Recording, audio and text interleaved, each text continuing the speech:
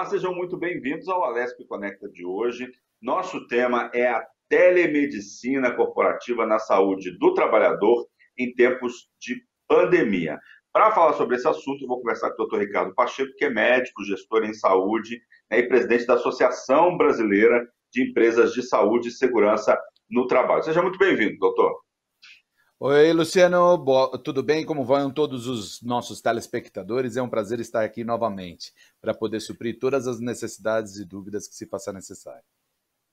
Doutor, a gente está falando de um assunto que telemedicina é algo que veio para ficar, né? Existe aí os conselhos, o Conselho Federal de Medicina, ele relutou um pouco em legislar sobre a telemedicina, mas parece que agora, em tempos de pandemia, existe uma legislação que é excepcional, mas depois da pandemia, a tendência é que esse setor aumente aí, né?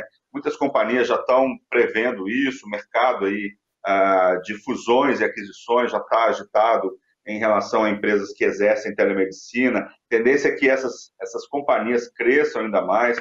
Como é que vai ser o setor aí? Eu já dei um pouquinho do panorama, se eu estiver errado, só me corrija. Não, você está perfeitamente correto. Veja só, Luciano, a gente vem acompanhando desde 2002, na verdade, a telemedicina. Existiu uma resolução do Conselho Federal de Medicina, a 1643, se não me falha a memória, me perdoe se estiver errado aí, mas é 1643, né? Na verdade, 2002, que fala sobre as considerações, das considerações positivas da telemedicina, contudo, sempre abre exceção nas questões éticas médicas, por conta da relação médico-paciente. Então, naquela época, sabia-se que já que a telemedicina ela viria para ficar, contudo, a relação médico-paciente é o que mais chama a atenção, por conta das questões de confidencialidade. Se fôssemos passar para hoje, nos tempos de hoje, nós falaríamos naquela época sobre Lei Geral de Proteção de Dados, nós viríamos falar sobre telemedicina, todo o recurso audiovisual e também software para tal situação. Então, desde lá, o Conselho Federal de Medicina vem atuando fortemente nestas questões relacionadas à telemedicina.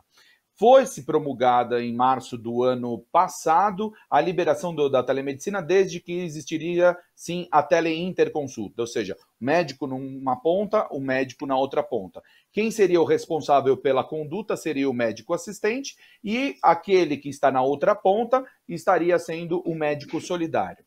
Contudo, desde março, na verdade, mais especificamente no dia 19 de março, o Conselho Federal de Medicina fez um comunicado ao então ministro Mandetta, liberando-se a telemedicina por conta da pandemia, uma vez que estaria diminuindo a relação presencial médico-paciente, e em 3 tipos de categoria. Primeiro, a teleorientação. Segundo, a teleinterconsulta, essa já pré-existente, e o telemonitoramento. Com os adventos que nós temos hoje na telecomunicação, uma velocidade de internet muito maior, a comodidade do paciente não sair, não pegar filas, a comodidade de você estar na palma, literalmente, na mão do paciente, isso veio a facilitar cada dia que passa, mas essa relação que eu digo sempre médico-paciente.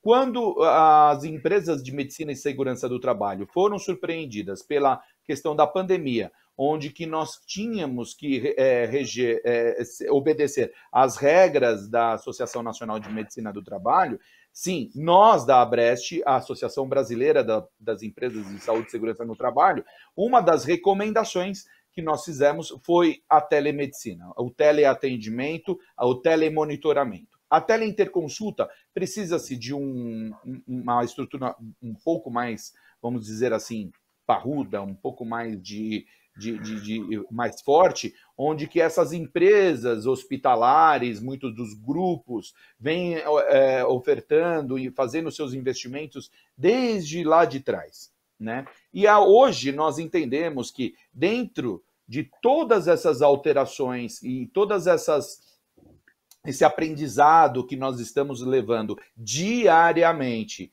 em relação à pandemia do Covid-19, nós temos a plena convicção que a telemedicina ela veio, uma modalidade que veio para ficar. Doutor, explica um pouco para a gente melhor como que vai ser, né? Quais são as modalidades da telemedicina? Vai ser como um atendimento presencial no consultório? Você vai relatar para um médico do outro lado da linha, ou do computador, ou do smartphone, os seus sintomas, e ele vai fazer uma série de perguntas e vai tentar descobrir o seu diagnóstico. Como que vai funcionar essa questão da telemedicina? A telemedicina ela vem, na verdade, para facilitar o atendimento primário que existe entre o paciente e a instituição de saúde. Então, por exemplo, ele entra num circuito eletrônico, numa uma situação onde que existe a integralidade virtual entre o paciente e o instituto de saúde, ele passa por uma determinada triagem, essa determinada triagem sempre com a anuência do paciente, faça essa triagem ou com agentes de saúde no geral, técnicos de enfermagem, faça como se fosse um consultório virtual mesmo, e a partir de então ele é encaminhado para um clínico geral ou para um especialista. Este tipo de situação a gente chama de telemonitoramento e teleorientação. Então, teleorientação é toda queixa que possa estar facilmente desenvolvida e entregue ao paciente de uma maneira com que ele não sucateie os atendimentos emergenciais, urgentes, e facilite cada dia que passa mais os eletivos. A partir do momento que ele tem comunicação com o médico ele pode, através de wearables, ou seja, de aparelhos destinados para mensuração de pressão, muitos deles ainda têm já também amostras laboratoriais, amostras gráficas, através de visors, né, que na verdade são produtos de telecomunicação que ele possa mensurar a pressão arterial dele, enfim, para poder dar o mínimo de noção àquilo que está acontecendo com aquele determinado paciente. É de suma importância deixar-se muito ratificado através desse programa que nada troca a relação pessoal entre médico e paciente. E sim os primeiros sinais e sintomas que eles podem vir à tona, e esses podem ser solucionados em questões de emergência, urgência. Por que houve essa resistência aí num primeiro momento e agora foi liberado durante a pandemia, né? Muitos conselhos estavam resistentes à telemedicina e agora eu acho que a resposta também é óbvia, né? Sim, quer dizer, a partir do momento que, né, você vai para um consultório, você vai para um centro de saúde, você pode se contaminar, né? E essa é uma mudança que veio para ficar depois aí da pandemia, não é isso, doutor? Na verdade é o seguinte, nós entendemos, Luciano, que todo avanço ele se dá de uma maneira espontânea e na necessidade daquilo acontecer. Então, vários ensaios, você imagina que esta resolução que nós falamos é de 2002, né? Então 18 anos depois veio a concretizar, por conta de uma pandemia, essa relação médico-paciente do ponto de vista virtual. Claro que tudo que está acontecendo hoje, a tendência é tornar-se melhor, né? Mas da mesma maneira que nós estamos trabalhando em home office, da mesma maneira que nós estamos preconizando uma régua um pouco mais elevada nas questões de sanitização corporativa, da mesma maneira que nós estamos falando nessas questões de ordem virtual, a telemedicina ela vem para começar a melhorar, e é uma ida sem volta, né? Tenho a certeza que nós estamos muito atentos a tudo aquilo que está acontecendo, tanto no âmbito corporativo quanto no âmbito de saúde pública. Veja que até o SUS está fazendo o TeleSUS e assim por diante. Então, eu acredito que tudo vai ter o seu PDCA, né, o seu Plan do Check Action aí, para poder fazer com que este tipo de modalidade faça parte da rotina de nossas vidas. E vidas. como que vai ser, doutor, a telemedicina corporativa? Por exemplo, a gente sabe que nas empresas lá, você tem lá sempre o médico, o enfermeiro de plantão. Vai ser possível aí num segundo, terceiro momento, você não ter mais esse médico e ter um médico de casa te atendendo, ou ainda vai ser obrigatório, né? O quanto que isso pode ser bom e pode ser ruim, né? Quais são os pontos positivos e negativos, da telemedicina corporativa? O primeiro ponto, vamos começar por pontos negativos. Pontos negativos, eu falaria que é a questão da ética médica, né? Ou seja, a relação médico-paciente, existe uma tendência generalizada de nós termos equipe multidisciplinar para o mesmo paciente. Então, o grande desafio, não vou falar nem o grande problema, mas o grande desafio dentro da telemedicina é você manter uma equipe multidisciplinar atenta a um único paciente sem infringir as questões éticas médicas na relação médico-paciente. Ou seja, a não divulgação adequada do diagnóstico ou fazer-se um diagnóstico de um modo errôneo. Isso é a questão ética médica. Agora, as questões positivas da telemedicina, ela vem para gerenciar administrativamente a saúde de uma população mais adequada, ela vem para gerenciar adequadamente o índice de absenteísmo dentro das instituições, ela vem para a questão de inclusão de ordem social, ela vem para as questões de orientação de como se desenvolver estrategicamente para aquela determinada queixa que o funcionário ou o trabalhador de uma determinada instituição esteja lá. Ela vem por uma questão de baratear mais os custos da operação da saúde, ou seja, você pode colocar profissionais paramédicos naquele local e fazer com que o médico realmente faça o trabalho dele nas instituições de saúde.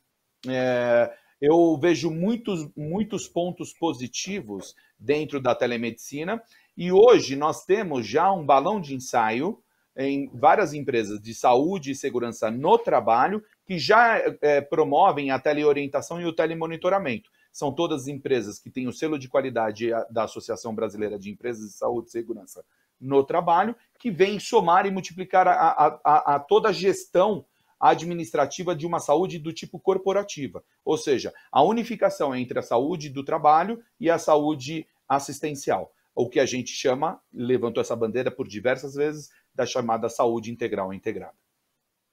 Como que vai ser o atendimento aí do trabalhador, né? Eu estou numa empresa, eu passo mal, e aí de repente ele vai ligar o computador e vai ter um atendimento ali com o médico, vai ter uma central para isso, vai ter um local, vai ter uma salinha para ele ser teleatendido, ele vai poder fazer isso do próprio local de trabalho ou de casa, se passar mal. Como que vai ser essa relação?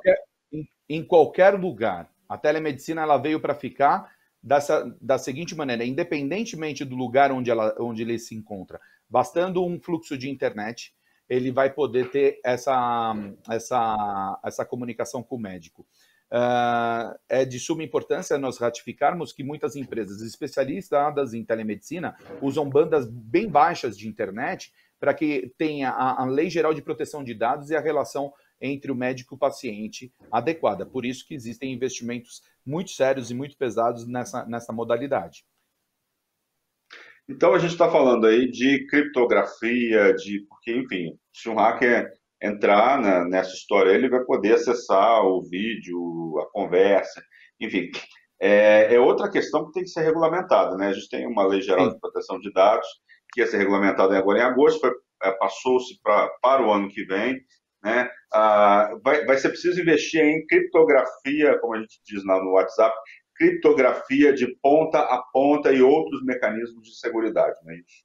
Sim, exatamente. A elegibilidade, desde o momento onde que vem a solicitação até o momento onde vem a conduta, toda essa elegibilidade deverá ser criptografada. Toda, de ponta a ponta. Partindo desta para o atendimento pessoal do paciente. Então, chega-se no pronto-socorro, na unidade básica de saúde, em qualquer canto, sabe-se que foi feito todo aquele determinado processo, procedimento, minuto a minuto, que fica pelo próprio paciente ou por o seu responsável direto. Que outras questões a gente tem que considerar nesse momento aí de falar de telemedicina corporativa? O que é preciso em termos de regulamentação que ainda não foi feito no país? O que os conselhos, né, os conselhos federal de medicina, conselho regional de medicina, conselhos de ética médica, vocês, o que falta ainda em termos de regulamentação para que essa implementação da telemedicina ganhe espaço e propulsão aí depois da pandemia do coronavírus ou mesmo durante a pandemia do coronavírus? Assim como qualquer processo de vacinação, de imunização de uma população, ela tem que passar por uma série de testes. E é isso que está acontecendo nesse exato momento. Então, a tendência é que cada conselho de classe, cada conselho, cada associação traga à tona toda a sua experiência e de que modo que ela foi aquele atendimento foi elegível para que possamos ter, acima de tudo, uma conduta ética médica junto com o paciente e de uma forma eficiente e eficaz, né? Então, eu acredito que a partir de agora, todos os processos relacionados à manutenção da elegibilidade, conforme falei há pouco, estejam vindo à tona. Como é que fica a telemedicina, por exemplo, no âmbito do SUS, no âmbito da saúde complementar, dos planos de saúde? Isso vai ser oferecido, por exemplo, no caso dos planos de saúde, vai ser oferecido como complementar? A gente tem tendência a ter um plano só com telemedicina, mais barato no primeiro momento? Como que o SUS vai se adequar a isso? São muitas questões. Eu fiz assim umas 10 perguntas aí em uma só. Eu queria que você desse um panorama aí de como que vai ser essa adaptação e as possibilidades aí nesse primeiro momento.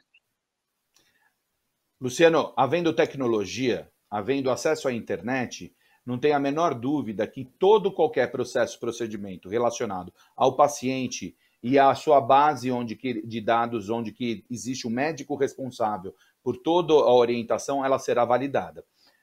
Vamos deixar muito bem claro, telemonitoramento é uma coisa, teleorientação é outra coisa e teleinterconsulta é outra coisa. Quando a gente fala em SUS, a gente fala nas questões relacionadas a toda a população e da mesma magnitude que nós tomamos conta de uma população corporativa. Ou seja, o médico do trabalho estará para a empresa cliente, assim como a saúde pública estará inserida no TeleSUS. Então, o que nós entendemos? Que a partir do momento que você consiga ter esta relação e que tenha um prontuário eletrônico elegível, com criptografado, como você disse há pouco, dentro da Lei Geral de Proteção de Dados, isso vai ser interpretado do outro lado na presencial de uma forma correta, de uma forma avançada, de uma forma eficiente para resolver-se determinados problemas de saúde daquela pessoa, daquela população, daquela comunidade. Então, basta ter o ponto de acesso de internet para que isso comece a rodar adequadamente e desde que tenha também um processo de melhorias contínuas, né? Então, nós, por exemplo, da Associação Brasileira de Empresas de Saúde e Segurança no Trabalho, estamos muito atentos a todas essas questões relacionadas, desde o processo admissional até o processo de saída do trabalhador daquela determinada instituição. O mesmo deve acontecer com a saúde pública, a saúde de família, né? O PSF, o Programa de Saúde de Família, que nós já falamos neste canal por algumas vezes, que com certeza ela será um grande coador, vamos dizer assim, uma grande seleção de problemas eletivos, problemas emergenciais e urgentes, né? Como que fica aí? Planos de saúde vão poder oferecer um plano diferenciado, por exemplo, só com telemedicina? Pode. Na verdade é o seguinte, já está acontecendo um petit gourmet de algumas operadoras de saúde, já desde o ano passado, falando, olha, ligue para esse telefone, você vai ter um acesso já direto com o teu médico, outras instituições hospitalares, ligue para esse outro telefone que você vai ter acesso a um especialista. Então, o que nós entendemos é que começa-se, então, a acontecer uma quebra das articulações desses planos que promovem tudo e que custam muito caro para aquilo que, na verdade, necessita-se aquela determinada população. Vamos lembrar que 75% da população não tem acesso a planos de saúde, né? Então, você está dizendo que a telemedicina veio para ficar, é uma realidade que a gente vai ter que se acostumar. Talvez a telemedicina fosse ser efetivamente implantada lá para 2025, mas a pandemia adiantou muitas questões, né? Muita gente fala que a gente não está mais em 2020, em muitos setores. Nós estamos em 2025, 2028, porque essa emergência sanitária acelerou uma série de demandas que estavam aí reprimidas, que tinham aí uma dificuldade de serem aprovadas, né? E a telemedicina foi uma dessas questões, né? Quer dizer, os conselhos estavam muito temerosos em relação a essa aprovação e aí, de repente, casou perfeitamente, porque esse é o momento para a gente ter aí esse atendimento online, pela internet, da telemedicina, né? Como é que você vê essa questão? Perfeito posicionamento, Luciano. É isso mesmo. Não tem a menor dúvida. É o que nós falamos há pouco. Existe uma máxima que fala assim, que quando o servidor está pronto, o serviço vem, né? Então, é o que aconteceu. Veja só, desde 2002 vem fazendo esse balão de ensaio em cima da telemedicina, depois libera-se a telemedicina em 2019, e mesmo assim não vem à tona através do quê? De uma pandemia de um vírus, né? Então, esses processos todos que estavam engavetados, eles vêm à tona agora, não tem a menor dúvida. Lembra-se quando nós falamos nas questões das métricas da sanitização? Ou seja, a população vai ter uma visão diferente de áreas de limpeza. Ela vai ter uma visão diferente quando tiver um aglomerado de pessoas, vai querer, de repente, usar máscaras. A máscara nunca mais vai nos deixar, né, doutor? A máscara nunca mais vai...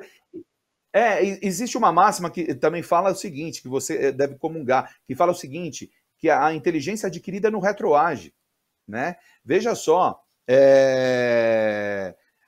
acredite se quiser, muita gente a níveis elevados socioeconômicos não lavavam suas mãos adequadamente, comiam junto com o trabalho, através dos fast foods. Então, sabe-se que agora o álcool gel não serve apenas para limpeza superficial, mas sim até para limpar até a região próxima ao cotovelo. Então... doutor? Essa eu não sabia.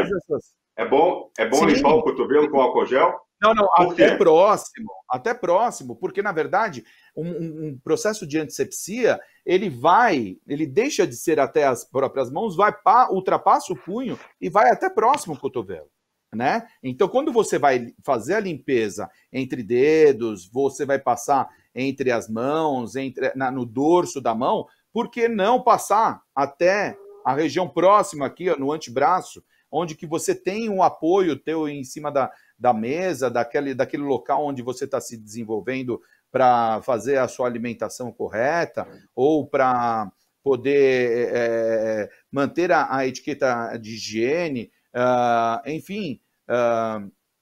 Ou seja, após pandemia, muitas lições nós teremos já colocadas, incrustadas e introjetadas na população. Então, a régua da sanitização, a questão do home office, a questão da telemedicina, são itens básicos que vão chegar para a gente, que chegaram no de repente e que vieram para ficar, né? Então, não tem a menor dúvida em relação a isso daí.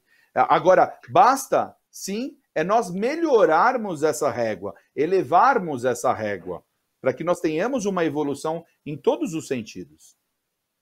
E sem dúvida nós vamos ter essa evolução, né? As pessoas vão estar muito mais ligadas à higiene, e se isso continuar aí pelas próximas décadas, isso vai resultar inclusive num aumento aí da expectativa de vida da população, né? Porque a partir do momento que você lava as mãos, que você toma as medidas necessárias de higienização, você está aí prolongando a vida de muita gente. Como é que o senhor vê esse momento assim, de pandemia? A gente está quase encerrando o programa. Como é que o senhor vê aí o lado positivo da pandemia? Né? O que a gente vai tirar de lições aí? Não só da telemedicina, por exemplo, né? Que é uma possibilidade, a princípio, interessante. Tem, igual você falou, os prós e os contras, mas quais são as lições e quais são as vantagens e o aprendizado que a gente vai tirar desse momento de pandemia? Eu acredito que o primeiro aprendizado que nós vamos tomar é que o ser humano tem que ser mais ser humano, né? E primeira coisa, as relações interpessoais, né? E valorizar cada vez mais as mesmas. Então, você que fica em casa, você fica em casa com a tua família, cada vez mais você vai ter mais novidade e mais alinhamento com todos os teus entes queridos. Primeira coisa. Segunda coisa, volto a falar nas réguas que devem se elevar em termos de sanitização, em termos de atendimento através da sua própria casa, sair realmente para as atividades necessárias. Eu acredito que haverá uma revisão de todos os custos de transporte de pessoas em todos os sentidos, desde das assembleias, dos conselhos, de todas as questões relacionadas à inter-relação humana, né? E principalmente nas questões de saúde pública. A pandemia ela veio para mostrar uma grande deficiência, um grande colapso que nós temos na saúde pública no Brasil e que este é o grande medo, afinal de contas, foi trazido através de avião, de navio, então as pessoas mais ricas trouxeram consigo o Covid-19, a classe A, B e C+, conseguiram manter uma estatística positiva, só que agora, e desde o início das nossas preocupações, desde fevereiro deste ano, eram a classe C-, D e E. Então, é nessa classe que a gente vem batalhando nas questões relacionadas à manutenção da sobrevivência dessas pessoas. Fica aí, então, acho que as grandes lições, a grande lição para nós e para todos aqueles que administram a saúde do país. Tá certo, eu gostaria de agradecer a presença do Dr. Ricardo Pacheco, que é especialista aí na área. Muito obrigado pela presença aqui no Alesp Conecta. Muito obrigado pela participação, doutor. Luciano, só eu agradeço. Obrigado mais uma vez pela parceria, pela confiança que você tem depositado em minha pessoa, assim como toda a TV Alesp. Um grande abraço, beijo no coração de todos aí de vocês, tá bom? Tá certo, muito obrigado. Então, o Alesp Conecta de hoje fica por aqui. Lembrando que você pode assistir esse e outros conteúdos da Rede Alesp no nosso canal no YouTube. Só digitar Rede Alesp. Nós voltamos no próximo programa, discutindo um outro assunto de relevância para a sociedade. Obrigado pela audiência. Tchau.